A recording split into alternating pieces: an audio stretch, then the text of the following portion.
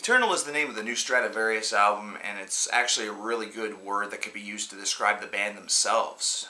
It's a great word that could be used to describe bands like them, such as Blind Guardian or Gamma Ray or Halloween. You know, these forefathers, these longtime legends of the power metal departments, bands that in some cases, like Stratovarius, have been around for 3 decades. This is also an album in Eternal where one of the main things that need to be considered is whether or not Stratovarius needs to really do anything more to impact their legend or to impact their legacy. Similar to what Iron Maiden was able to achieve with the Book of Souls just a couple of weeks ago, where the band didn't need to produce a double album, they didn't need to produce 92 minutes of new music and essentially break their own mold and try something completely out of the water. But they really did that, even though they knew that their legacy was secure and intact. So Stratovarius continuing on and continuing to produce great albums is something that only bolsters their potential and already immediate legacy. So with Eternal, this disc has some things riding on it, though this is not necessarily make or break for the band. Try telling them that, though, considering they start off right out of the gate with My Eternal Dream, which is a 6-minute long track, which is one of the longest on the album. And I don't know what it is about these old school bands that have been around for a good bit, but they just know how to frame an album very well, considering even though this is one of the longer tracks on the disc, it really puts this disc and sets its sails off in very, very good directions. It starts it off very, very strong, and it seems like a lot of bands that have been sort of around the block for a while really understand the importance of this, because if you have a song that is able to accomplish that, you just can really grip the listener right away, and it becomes very difficult to tear away. It only becomes a problem if the material that follows it does not necessarily couple well with it, where they're more tempted to go back to that first track and just repeat it over and over again, as opposed to continuing onward. But that's not the case here. Instead,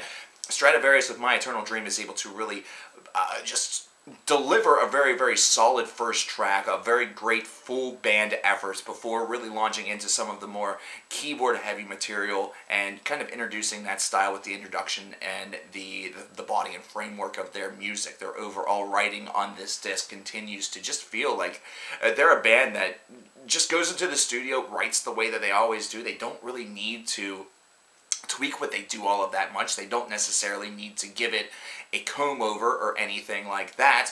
They just write naturally as a band, and it seems to flow very nicely, even with the whirlwind of changes to their lineup that has sort of plagued them throughout their career. They never seem to showcase any element of either slowing down or really taking an album off, and Eternal is another album that certainly showcases that fact.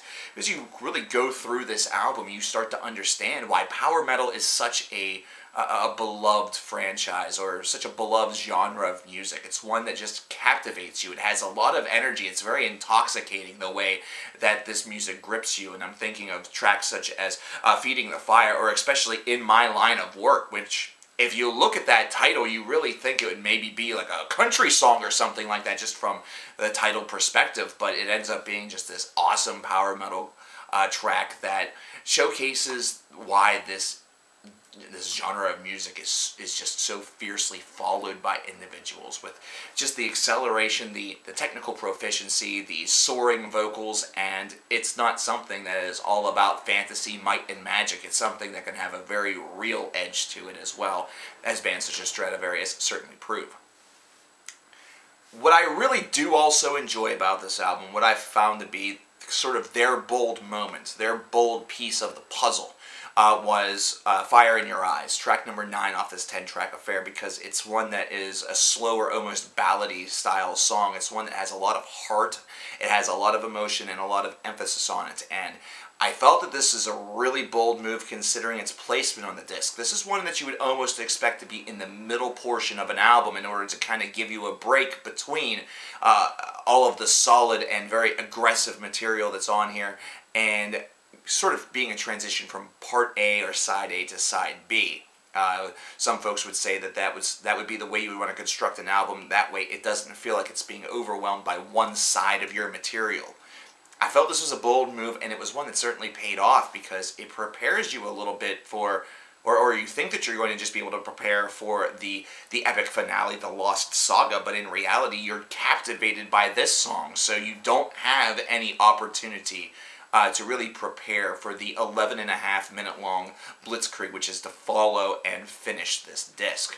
And I say Blitzkrieg only because it's an emotional Blitzkrieg. It's one that certainly captivates in that manner. It's not one that needs to blister its way through. This instead showcases Stratovarius' ability to not only just write a really good story or to lyrically paint a great picture, but also use the music, the soundscape that sort of surrounds it in a way in which makes these songs feel very cinematic. It's providing the soundtrack to the lyricism's story, which is a wonderful, wonderful tool to have, and it's one that Stratovarius has had for quite some time. They've been able to use it for 18-minute long epics like we saw a few albums ago with Elysium, I believe, and it just really adds another level of legend and another level of mysticism to this band, considering they're able to just propel these tracks and give them so much life. And they just give this track so much life. The Lost Saga is one that feels like it's talking about somebody whose quest was to go and leave an area in order to become a bit more, in order to become known, in order to have a legend really spun about them. And it almost feels a bit like a subtle jab at the band themselves, where they left their homes and built a career and built a legacy, built as something to be remembered, and then there's an eventual finale, which kind of makes you wonder about the future of the band, even though I think that's pretty safe. So overall, this album is one where Stratovarius didn't necessarily need to hit it out of the ballpark in order to really maintain themselves as one of the most legendary bands of the power metal department, a name that will be on the tongues of generations to come, whether it be whenever you introduce somebody to the power metal genre of music, or if you ask what some of your favorites are. But I think that Stratovarius did a very good job in at least making this a very listenable and enjoyable effort, and it's one that really retains a lot of the energy that the band has had stored up for seemingly an eternity right now. And instead, the band just kind of did exactly what Iron Maiden did by aiding and prolonging their legacy with just a fantastic piece of music. This is an 84 out of 100. I feel at some points in time, and I think this might just be a little bit of my own, I'm not like head over heels in the deep end of power metal.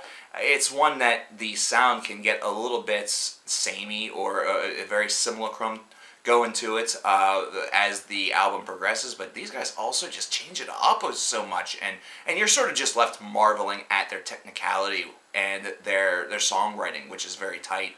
That really doesn't become that large of an issue. I just really like the flow on this disc. I think that it could have a little bit more, but at the same time, does it really need to? This is Stratovarius we're talking about. Do they really need that knock it out of the ballpark album anymore? They really don't. They just need to keep producing solid music, and that's exactly what they did.